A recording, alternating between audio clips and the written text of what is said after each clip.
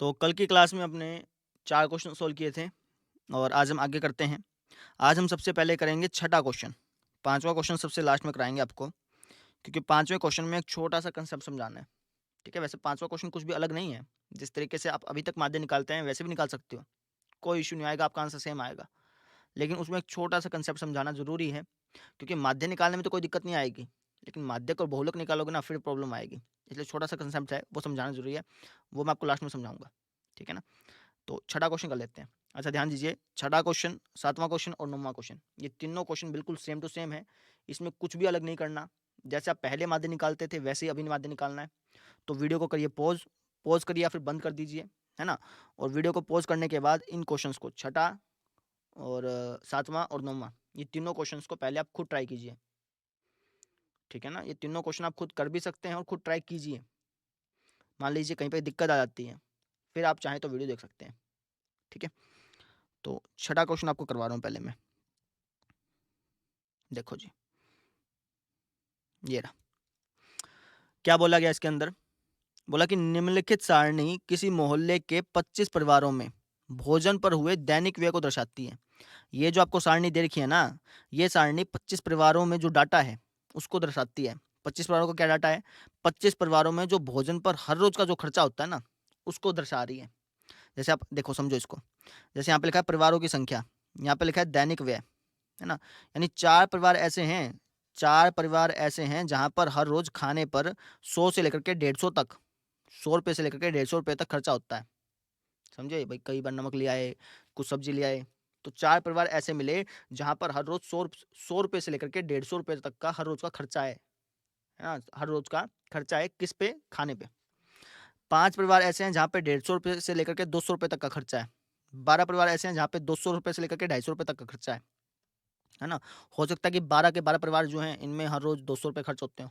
हो सकता है कि 12 परिवार में से 6 परिवार ऐसे हों जिसमें ₹200 खर्च होते हों और 6 परिवार ऐसे हों जिसमें जिसमें अपना ₹225 खर्च होते हों। कुछ भी हो सकता है, ठीक है? 230 होते हों, 235 होते हों, कुछ भी हो सकता है। तो हम क्या करेंगे, सबसे पहले एक्सआई निकाल लेंगे, है ना? जैसे हम पहले निकालते थे। एक्सआई क्या होता है? उसका मिड पॉइंट, ठीक है? समझाएँगे। पहले ये देख लीजिए टेबल। अच्छा, 2 परिवार ऐसे हैं जहाँ पर हर रोज़ ₹250 से लेकर के ₹300 तक का खर्चा होता है और 2 परिवार ऐसे हैं जहाँ पे हर रोज़ ₹300 से लेकर के ₹350 तक का खर्चा होता है। हमें इसका माध्य निकालना है। ये लाइन लिख गया क्वेश्चन में, मैंने कॉपी नहीं करी, ठीक है ना? ये क्वेश्चन में लिखा हुआ है कि इसका माध्य निकालो किसी भी विधि से, किसी भी विधि से निकाल सकते हो, किसी भी विधि से, ठीक है? और ज़रूरी नहीं है कि डाटा अगर छोटा हो तो उससे निकालना है, डाटा बड़ा हो तो उससे, कोई कोई ज़रूरत नहीं है। आपको जौन-सी विधि अच्छी लगे, उस विधि से निकाल लीजिए। हाँ, लेकिन अगर क्वेश्चन पेपर में लिखा हो कि कल्पित माध्य विधि से निकालो, तो कल्पित माध्य विधि से ही निकालना। अपनी तरफ से कोई मत लगा देना, फिर नंबर कट जाएगा, ठीक है? इसमें आप कोई भी यूज़ कर सकते हैं। तो यहाँ लिख देता हूँ मैं वर्ग अंतराल, जो कि है अपना 100 से 150, 150 से 200, 200 से 250, 250 से 300 और 300 से 350, ठीक है? इसके बाद हम क्या लिखेंगे? फ्रीक्वेंसी। ये कितनी है? 4, 5, 12, 2 और 2, है ना? अच्छा जी, इसके बाद फिर एक्सआई। अब ये एक्सआई क्या है? ये सारी चीज़ें मैं पहले बता चुका हूँ, इसलिए मैं फटाफट से कर रहा हूँ, है ना? अब इतना ऐसा नहीं कि मैं वापस से बताऊँगा, क्योंकि फिर बहुत टाइम लग जाएगा, समझिए। तो अगर जिसको नहीं पता कि एक्सआई क्या है, कैसे निकालते हैं, वो पहले वाले लेक्चर देख लें, क्योंकि हमारे जितने भी लेक्चर्स हैं, वो कंटिन्यूटी में चलते हैं। भई जो पहले बता दिया, फिर वापस नहीं बताते, फिर नहीं तो टाइम बहुत वेस्ट होता है, ठीक है? वैसे ही बहुत लेंथी लेंथी लेक्चर बन जाते हैं। तो एक्सआई क्या होता है? इनके बीच का मिड पॉइंट होता है। तो ये हो गया आपका 125, 175, 225, हाँ, 225 होगा, ये 275, ये 325, ठीक है? अब देखिए, चाहे तो आप एफआई एक्सआई की मल्टीप्लाई कर लो और प्रत्यक्ष विधि से माध्य निकाल लो, लेकिन मल्टीप्लाई करना मुझे नहीं लगता ठीक होगा मल्टीप्लाई करना। मल्टीप्लाई वैसे आसान है, मुश्किल नहीं है, लेकिन मल्टीप्लाई नहीं करेंगे, डीआई निकालेंगे, ठीक है ना? मल्टीप्लाई करने में टाइम लगता है। डीआई क्या होता है? आप इसमें से किसी को भी ए मान लो, लेट्स से मैंने इसको ए मान लिया और ज़रूरी नहीं है कि इसमें से ही मानना है। अब चाहे जैसे 225 है, 200 को भी ए मान सकते थे, कोई फ़र्क नहीं पड़ता, क्योंकि बाद में आप जोड़ रहे हो उसको, ठीक है? मैंने इसको मान लिया, तो ये हो गया अपना एक्सआई माइनस का 225, इसको बाद में जोड़ दूँगा ना, इसलिए कोई फ़र्क नहीं पड़ेगा। तो घटाएँ चलें? तो सबसे पहले इसको ही घटा लो ना, 225 में से 225 घटाओगे, 0 आएगा। फिर 175 में से 225 घटा लो, ये हो गया अपना कितना हो गया, -50 हो गया है ना। अब टेबल चल जाएगी, यहाँ पे -100 आएगा, घटा के देख लो चाहे, 125 में से 225 -100, ऐसे यहाँ पे पॉजिटिव टेबल चलेगी 50 और 100, क्योंकि गैप सेम है ना सब में, 50-50 का गैप है, तो यहाँ पे भी 50-50 की टेबल चलेगी, ऑब्वियस सी बात है, 50-50 का गैप है तो इसके बीच में 100 का गैप हो गया ना, तो इसलिए टेबल चल जाती है। ठीक है, अगर यहाँ पे गैप सेम नहीं होता तब ये टेबल नहीं बनती। ठीक है, अब डी आई निकाल लिया, अब एफ आई डी आई की मल्टीप्लाई कर लेते हैं, चलो है ना। नहीं तो आप एक और काम कर सकते हो, आप इसको भाग दे सकते हो 50 से, वो हो जाती है आपकी पग विचलन विधि, लेकिन चलिए पग विचलन से नहीं कर रहे, हम एफ आई डी आई की मल्टीप्लाई कर लेते हैं, है ना। आप चाहें तो पग विचलन का भी यूज़ कर सकते हैं, बहुत आसान होती है वो भी। ठीक है, चलिए एफ आई डी आई की मल्टीप्लाई कर लो, 4 के -100 से करोगे तो -400, -250, 0, 50 दूनी 100, 100 दूनी 200। अब क्या करते हैं, माध्य निकालना है ना, माध्य निकालने का फॉर्मूला होता है sigma of F I D I upon में sigma of F I plus का ए। ये कौन सी विधि है, कौन सी विधि है ये, कल्पित माध्य विधि। ठीक है, तो एफ आई डी आई का जोड़, सिग्मा बने जोड़, इसको जोड़ लो, ये हो गया अपना 300, ये कितना हो गया अपना 650, माइनस का 650 प्लस का 300, माइनस का 350 हो गया। भाई माइनस प्लस माइनस होता है, और निशान कौन सा लगेगा, जो सा बड़ा है, तो ये बड़ा है तो इसलिए -300 लिख दिया। अब इसका जोड़ कर लो सिग्मा ऑफ एफ आई का, जोड़ करने की जरूरत नहीं पड़ेगी, वैसे जोड़ना चाहो तो जोड़ भी लो, क्योंकि क्वेश्चन में 25 परिवार दे रखे ना, तो ये 25 होंगे। ठीक है, क्यों ऐसा क्यों होता है, क्योंकि फ्रिक्वेंसी का मतलब क्या है कि भैया 100 से 150 तक कितने परिवार हैं, 4, फिर 5, फिर इनका जोड़ ही तो करना है, और ये टोटल कितने थे, 25 थे, इसलिए 25 आ गया। ठीक है, अब लिख लें sigma of F I D आई कितना है, माइनस का 350 बटे में sigma of F I 25 plus का ए किसको माना था, 225 को माना था। ठीक है ना, आपने ए को जोड़ दिया, पहले घटाया था फिर जोड़ दिया, कोई फर्क नहीं पड़ा। आप ए को कुछ भी मान सकते थे, 200 मान लेते है ना, जो कि इसमें है भी नहीं, उसको ही मान लेते तब भी कोई फर्क नहीं पड़ता, कि आप उसको लास्ट में जोड़ रहे हो तो कोई फर्क नहीं पड़ेगा। ये होगा 25 एकम 25, 10 बच गया, 25 चौका 100, ये माइनस का 14 है, माइनस का, तो 225 में से 14 घटाना पड़ेगा आपको, ये हो जाएगा 211, 211 रुपये जो है इसका माध्य आ गया। अब 211 रुपये का मतलब क्या है, कि अगर मैं जो टोटल खर्चा है, जैसे यहाँ पे समझना 100 से 150 रुपये तक खर्च करने वाला परिवार 4 हैं, 150 से 200 रुपये तक खर्च करने वाले परिवार 5 हैं, तो जो इनका टोटल है ना, जैसे 100 से 150 वाले 4 परिवार हैं, हो सकता है कि किसी में 100 रुपये खर्चा होता हो, किसी में 120 रुपये खर्चा होता हो, किसी में 130 रुपये खर्चा होता हो, है ना। मान लो कि चौथे घर में 130 रुपये खर्चा होता हो। अब यहाँ पे जो अलग अलग परिवार हैं, किसी में 100, किसी में 120, किसी में 130, किसी में 130, तो हमें तो पता नहीं था, तो हमने क्या कर लिया, एवरेज मान लिया था कि हर एक परिवार में हम मान के चल रहे हैं कि 125 खर्च होता है, भाई जो इसमें कम है वो उसमें जुड़ जाएगा ना, एवरेज मान लिया। तो यहाँ पे 125 करते करते कितना हो गया था, अगर 4 परिवार के हिसाब से देखें तो 125 चौका कितना हो गया, 125 चौका हो गया अपना 100 चौका 400, 500 हो गया। ठीक है, कितना हो गया 500, यानी 500 रुपये खर्च हो जाते हैं एवरेज के हिसाब से। तो इन सबका जो जोड़ है, इन सबका जो टोटल जोड़ है, जो टोटल खर्चा है, टोटल जो खर्चा है 25 परिवारों का, अगर मैं उसको हर एक परिवार में बराबर बराबर बांट दूँ तो हर एक परिवार के बांटे 211 रुपये आएंगे, ये इसका मतलब हो गया। बात समझ में आ गई। अच्छा एक बात का और ध्यान रखिएगा, जो ग्रुप डाटा है उसका माध्य कभी भी करेक्ट नहीं निकलता। आप कहेंगे जी ये माध्य करेक्ट नहीं है, करेक्ट का मतलब प्रॉपर नहीं निकलता, पूरा प्रॉपर नहीं निकलता। क्यों, क्योंकि ये ग्रुप डाटा है भैया, ग्रुप डाटा है, तो इसमें आपको तो डाटा पॉइंट तो पता ही नहीं ना। जैसे 4 परिवार हैं तो हो सकता था किसी में 100 रुपये खर्च होते हो, किसी में 120 होते हो, हमें तो पता ही नहीं, हमने तो अंदाजा लगा के सब में 125 लगा दिया। तो इसका मतलब जो ये माध्य निकलेगा ये अप्रोक्स निकलेगा, हमेशा हमेशा अप्रोक्स। 211 रुपये जो है ये अप्रोक्स है, उसके आगे पीछे कोई वैल्यू मिलेगी। बात समझ में आ गई, जी जाए। ठीक है, चलिए फिर अगला क्वेश्चन करते हैं, ये तो छठा तो हो ही गया। 7वां क्वेश्चन देखो आप, बोल रहा है कि वायु में सल्फर डाइऑक्साइड की सांद्रता, सांद्रता का मतलब उसका मान समझ लो, वायु में जो सल्फर डाइऑक्साइड है उसका मान दे रखा है आपको, उसको ज्ञात करने के लिए एक नगर के 30 मोहल्लों से आंकड़े इकट्ठे किए गए जिन्हें नीचे प्रस्तुत किया गया है। आपको क्या करना है, वायु में SO2 की सांद्रता का माध्य ज्ञात करना है। ये आपको डाटा दे रखा है, इसमें 4 का क्या मतलब है कि भैया 4 मोहल्ले ऐसे हैं जहाँ पे जो SO2 की सांद्रता है ना, SO2 की जो मात्रा है, हवा में जो SO2 की मात्रा है वो इतनी है ना। वैसे ppm में मापी जाती है, ppm का मतलब भी होता है, अभी तो मुझे ध्यान नहीं है, ppm का मतलब होता है उसमें उसमें मापी जाती है, इसकी यूनिट होती है ppm।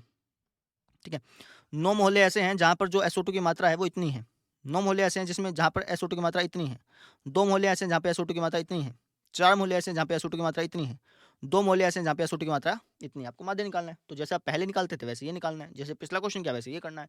किसी भी विधि से कर सकते हो, जो जिसमें आपका मन करे उसी विधि से कर लो, कोई इसमें इशू नहीं होगा, है ना, आंसर सबका सेम आएगा। तो इसलिए आप एक काम कीजिए, पहले आप इसको खुद ब खुद ट्राई कीजिए, कहीं दिक्कत आएगी, काउंटिंग में दिक्कत आ सकती है, तो उसके बाद वापस खुद ट्राई कीजिए, ठीक है। और उसके बाद भी ना निकले ना, फिर देख लेना, लेकिन 2-3 बार तो आप करना पड़ेगा यार, खुद मेहनत करनी पड़ेगी, ठीक है। चलिए मैं यहाँ से करना स्टार्ट करता हूँ। सबसे पहले हम लिखेंगे वर्ग अंतराल,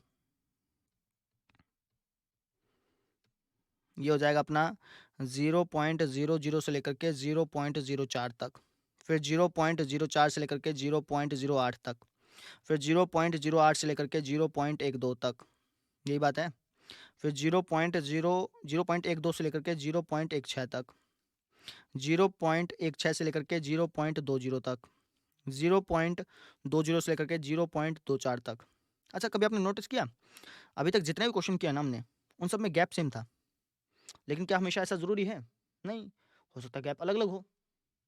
भाई जो डाटा बनाने वाला है वो अलग अलग टाइप का डाटा बना ले, मतलब 0.00 से लेकर 0.04 तक तो यहाँ पे है, फिर 4 से 8 तक यहाँ पे है, यहाँ पे 8 से 10 का बना ले, क्योंकि मान लो कि 11-12 में कुछ है ही नहीं, और 9-10 में कुछ ज़्यादा ही है, तो आप 8 से 12 का गैप बनाओगे तो उसमें दिक्कत आएगी, जो एवरेज होगा ना उसका, उसमें वैल्यू में प्रॉब्लम आएगी, एवरेज जो जब माध्य निकालोगे उसमें प्रॉब्लम आती है। इसलिए हम क्या कर लेते हैं, कई बार डाटा जो है 0.08 से लेकर के 0.012 का नाम बना करके 0.08 से लेकर 0.10 का बना लेते हैं। मतलब वो जो डाटा होता है ना, उसको हम बोलते हैं अनइक्वल डाटा। ये तो इक्वल है, जितने भी आप यहाँ पे अभी तक डाटा देखे हैं वो सारे के सारे इक्वल हैं, लेकिन ऐसे भी क्वेश्चन आएंगे जिसमें ये जो डाटा का जो गैप है ये इक्वल नहीं होता, बस सुना कि उसको भी कैसे करना वो भी देखेंगे, लेकिन पहले इसको समझ लेते हैं। अच्छा, यहाँ पे लिख देते हैं फ्रीक्वेंसी कितनी है, 4, 9, 9, 2, 4 और 2, ठीक है। अब आप क्या करेंगे, एक्स आई लिखेंगे।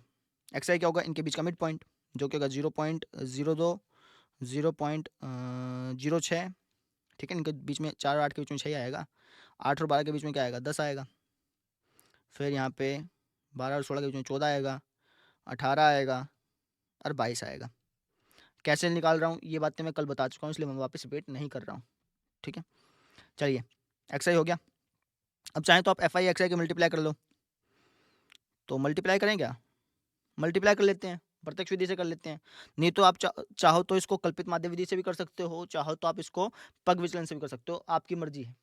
लेकिन चलो प्रत्यक्ष विधि से निकल जाएगा, कोई दिक्कत तो आएगी नहीं, करके भी देख लेंगे। प्रत्यक्ष विधि तो आपने लगाई ही नहीं किसी भी क्वेश्चन में, इसको लगा लेते हैं, ठीक है।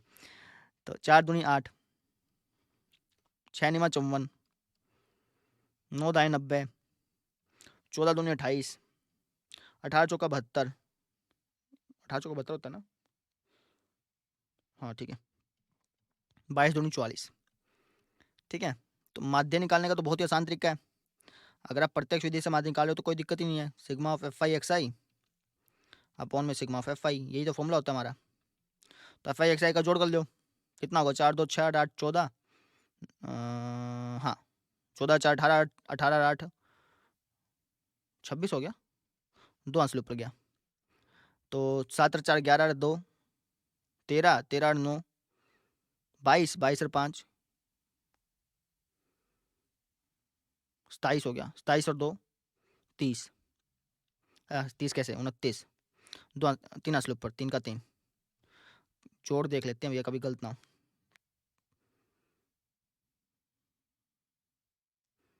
4 2 6 8 14,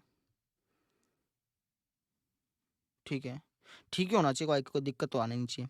सिग्मा ऑफ एफ आई, इसका जोड़ देख लो, इसका जोड़ देखने की जरूरत नहीं पड़ेगी, क्योंकि क्वेश्चन में क्या लिखा है कि 30 मोहल्ले हैं, तो ये 30 हो गया टोटल, है ना। ये 3.96 बटे में 30, ठीक है। अब भाग कैसे करना है, सबसे बड़ी प्रॉब्लम आती है, सर भाग कैसे करूँ, तो बहुत सारे तरीके हैं, चाहे तो आप पॉइंट को हटाओ मत, चाहे पॉइंट हटा के भाग कर लो, आपकी मर्जी है। तो मैं यहाँ पे एक बार पॉइंट हटा ही लेता हूँ, पॉइंट हटाऊंगा तो कुछ इस तरीके से दिखेगा, पॉइंट ना हटाते तब भी भाग करी जा सकती है, पॉइंट हटाओगे तो बट्टे में 100 आ जाएगा ना, तो ये 30 का 3000 हो गया। अब भाग कर लो, 396 यहाँ पे रखो, 3000 यहाँ पे रखो, 3000 0 0, कितना बच गया, 396 बच गया, अपनी तरफ से जीरो लगा दिया, जब अपनी तरफ से जीरो लगा दी तो यहाँ पे पॉइंट लग गया। अब यहाँ पे 1 पे जाएगा, यहाँ पे 960 बच गया, अपनी तरफ से जीरो लगा दी। अब जीरो लगा सकते हो क्योंकि आपने एक बार पॉइंट लगा दिया, ऐसा नहीं कि अब जीरो लगाया तो वापस पॉइंट, ऐसा नहीं होता, एक बार लगा दिया तो बस ठीक है। तो ये हो गया 9000, 600 बच गया, 1 जीरो, फिर 2 पे कट गया, ये कितना आ गया फिर अपना 0 पॉइंट, भाग गलत तो नहीं कर दी मैंने?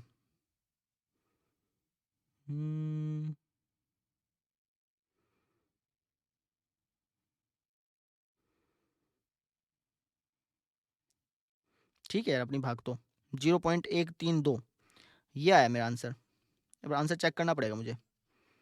पीपीएम इसलिए लिख रहा हूँ, पीपीएम का मतलब होता है जो आपको SO2 मापते हैं, कार्बन डाइऑक्साइड मापते हैं, उसको पीपीएम यूनिट होती है उसकी। एक बार आंसर चेक कर लेते हैं, कभी आंसर गलत हो सही हो, देखना पड़ेगा ना। 0.099 पीपीएम दिखा रहा है, कहाँ गलती कर दी हमने? क्वेश्चन करने में कोई गलती तो नहीं कर दी? चेक करते हैं, 2 मिनट रुकिए।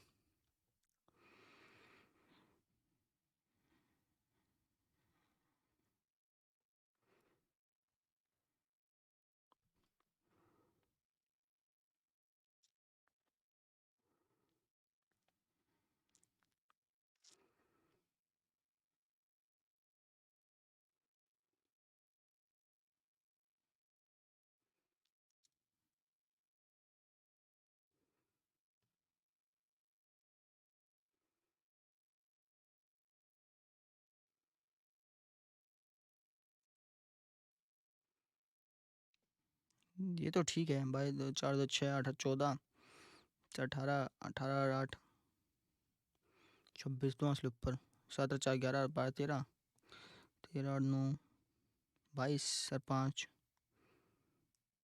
27 और 2 29 2 असले ऊपर। अच्छा 2 असले ऊपर यार, यहाँ पे मिस्टेक है मेरी। मैं सोचा कोई ना कोई मिस्टेक है, पता नहीं चलता। यही तो कह रहा हूँ कि बहुत छोटी छोटी मिस्टेक आएंगी। ठीक है, ये मिस्टेक आप खुद चेक किया कीजिए। अभी देखते क्या आंसर आ जाए अपना। 296 को भाग देना है अपने ने 3000 से।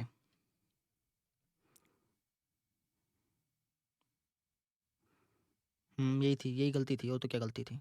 ठीक है, करते हैं चलो। 0 0 296 फिर जीरो लग गई यहाँ पे पॉइंट। क्या अब 2960 3000 की टेबल में आएगा? नहीं आएगा, तो वापस से जीरो लगानी पड़ेगी आपको, क्योंकि जीरो पे गया ना। अब वापस से जीरो लग गई, अपनी मर्जी से जीरो लगा ली। अब अपनी मर्जी से जीरो लगा सकते हो, क्योंकि पॉइंट लगा चुके हो आप एक बार।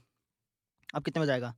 29,600 3000 की टेबल पे, 3000 की टेबल 29,600 कितने में आएगा? 3 7 3 8 24 3 27 3 27 9 पे गया भैया। 3 27,000 होता है ना, समझे? 0 0 6 2 फिर अपनी मर्जी से जो लगा सकते हो। 3 7 21 3 8 24 3 8 24 फिर 2 यानी 2000 बच गया, अपनी मर्जी से जो लगा लो। 3 के 18 3 के 18,000। ओहो, वापस से 2000 लगा लियो, अपनी मर्जी से जीरो लग गया, मतलब 2000 आ गया और जीरो अपने लगा लिया। फिर वापस से ऐसे चले, ऐसे चलता जाएगा चलता जाएगा। तो इसको जब आप काटोगे तो 0.0986। अब ये 6 बार बार आ रहा है ना, तो ये आपका इस प्रकार से हो सकता है। 986 है ना, ये 6 बार बार बार चलता जाएगा चलता जाएगा चलता जाएगा। तो 986 को आप चाहें तो 987 भी लिख सकते हैं, नहीं तो आप ऐसे ऐसे करके इसके ऊपर बार भी लगा सकते हैं। इतना भी करके छोड़ा सकते हैं, कोई दिक्कत नहीं आती। वैसे ऐसे करके भी छोड़ सकते हैं, ये भी आपका आंसर करेक्ट माना जाएगा, कोई इशू नहीं है। आप देख लें आंसर क्या अपना ठीक आएगा, गलत है आपकी बार, गलत 0.99। अच्छा अब देखो, अब मैं बताता हूँ 0.99 क्यों लगाया होगा उसने। ध्यान से समझो, अपना ये आंसर भी ठीक है, उसने 0.99 क्यों लगाया वो समझो। यहाँ पे क्या है, 0.098666 चलता ही जा रहा है, चलता ही जा रहा है। अब ध्यान से देखिए, पॉइंट के बाद जीरो आ गई, उसके बाद फिर 9 आ गया, फिर 8 आ गया, इसके बाद 6 बार बार रिपीट हो रहा है, बार बार क्या हो रहा है, रिपीट हो रहा है। तो एक प्रकार से ये क्या बन गया, 0.0986 0.0986 बन गया ना, 0.0986 बन गया, मतलब ये रिपीट हो रहा है। अब ये 986 जो है, ये लगभग लगभग 0.099 के पास पहुंच ही जाएगा ना। 986 और 990 में कोई ज़्यादा अंतर तो है नहीं। आपको कोई 4 का अंतर है, लेकिन 4 का अंतर पॉइंट के कितने बार जाने के बाद है, पॉइंट के ये 3 डिजिट जाने के बाद 4 का अंतर है। समझ पा रहे हो, पॉइंट के 3 डिजिट के बाद का 4 का अंतर है। तो बहुत ही माइनर अंतर हो गया, बहुत ही छोटा अंतर हो गया, बहुत ही ज़्यादा छोटा अंतर हो गया। ठीक है ना, तो इसलिए इन्होंने क्या कर दिया, इग्नोर कर दिया इसको, फिर 0.0986 के बजाय 0.990 लिख दिया। चाहे आप ऐसे लिखाओ चाहे आप ऐसे लिखाओ, आपकी मर्जी है, कोई भी इसमें नंबर नहीं कटा जाएगा। बस ध्यान रखिए, बार जरूर लगा देना, बार का मतलब ये चलता जा रहा है। ठीक है, तो ये हमारा माध्य निकला है, कर लेंगे। चलिए फिर अगला क्वेश्चन देखिए, क्वेश्चन नंबर आपका 7वां हो गया ना, 8वां लास्ट में कराऊंगा। अब मतलब 9वां करा के उसके बाद 8वां कराऊंगा, क्योंकि 8वें में भी वही कंसेप्ट समझाना है आपको, जो 5वें में समझाना है ना वही 8वें में समझाना है। ठीक है, 9वां क्वेश्चन देख लो आप।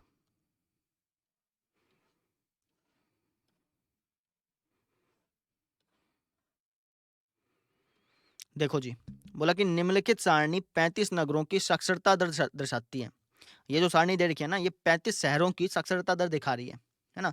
अब इसके हिसाब से क्या है कि भैया 3 शहर ऐसे हैं जहाँ पे जो साक्षरता दर है वो 45% से लेकर के 55% तक है।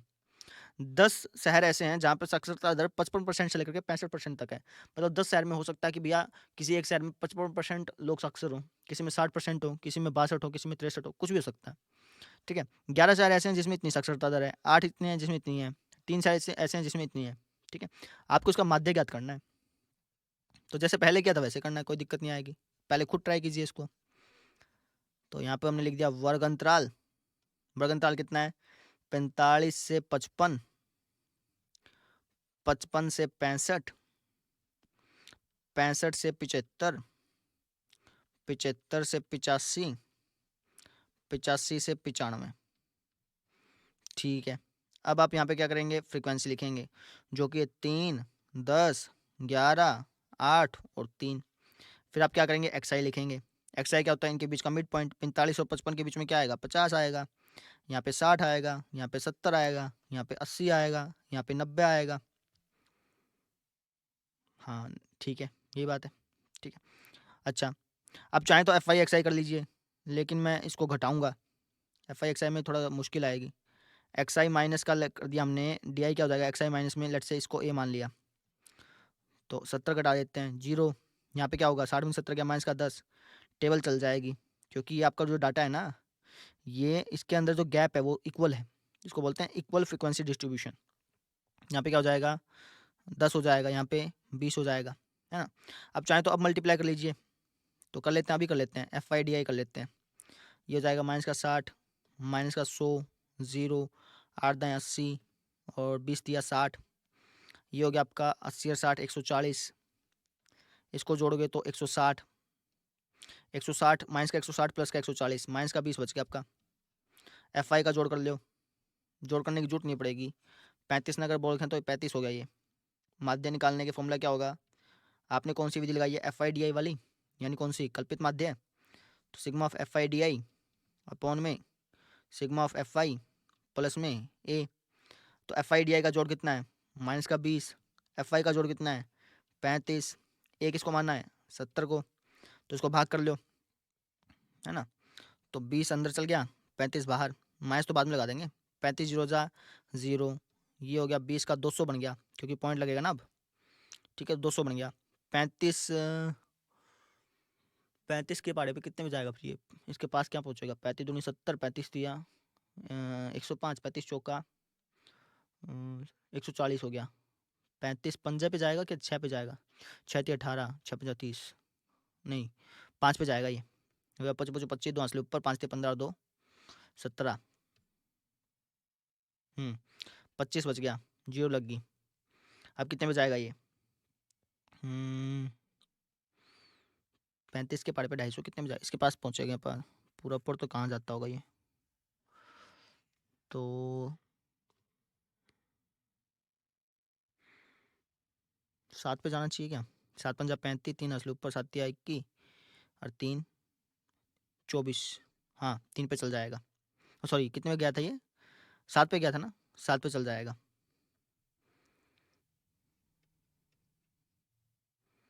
ठीक है, 5 बच गया 0, 35 से कम 35 हो गया, फिर 15 बच गया 0, 35 चौका 35 दूनी 70, हाँ 140 हो गया, 10 बच गया 0, 35 दूनी 70, ये तो चलता ही जा रहा है। ठीक है ना, तो ये भाग करने पे कितना आएगा? 0.15, 0.15 नहीं है, 0.57 है। अब आंसर चेक कर लूँ, कभी अपना आंसर गलत ना हो। ठीक है, देख लें आंसर कितना है। ये है अपना 69.43। हाँ इतना ही आएगा, कोई इशू नहीं है। ठीक है, ये चलता ही जा रहा है, चाहे तो आप इसको अप्रोक्स कर लो भाई। जैसे 0.57142 है, अब ये 142 है, चाहे तो आप इसको 714 ने 720 कर सकते हो, जैसे 0.5720 कर सकते हो। ठीक है, लेकिन अगर आप नहीं भी चाहते तो आप ऐसे कर लो डायरेक्टली, कोई दिक्कत आएगी नहीं। 70 में से मैं ये घटा देता हूँ, पॉइंट लगा देते हैं 1 2, मैं इसको अप्रोक्स ही मान लूँ क्या, इसको मैंने अप्रोक्स मान लिया लेट से। आप चाहें तो डायरेक्टली घटा सकते हैं, लेकिन मैं अप्रोक्स मान के करता हूँ की बार। 0.572 कर लिया, क्योंकि 714 था ये, जो 714 था ये 720 के आसपास पहुँचेगा।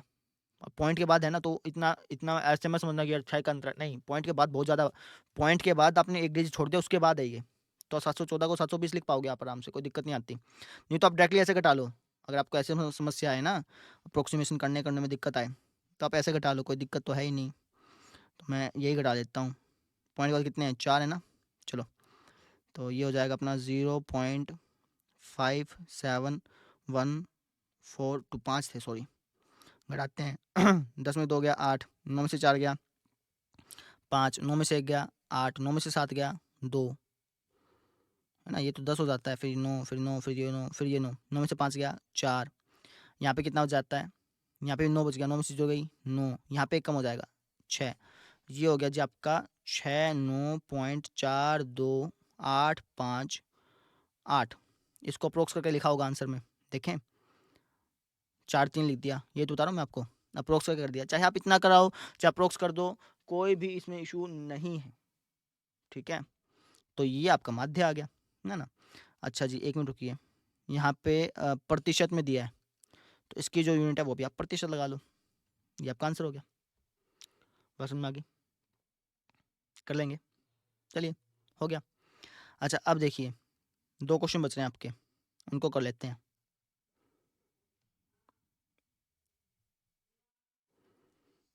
क्वेश्चन नंबर 8वां देखो पहले तो आप, क्वेश्चन नंबर 8वां, अब ये अलग क्यों है वो भी समझ लेते हैं।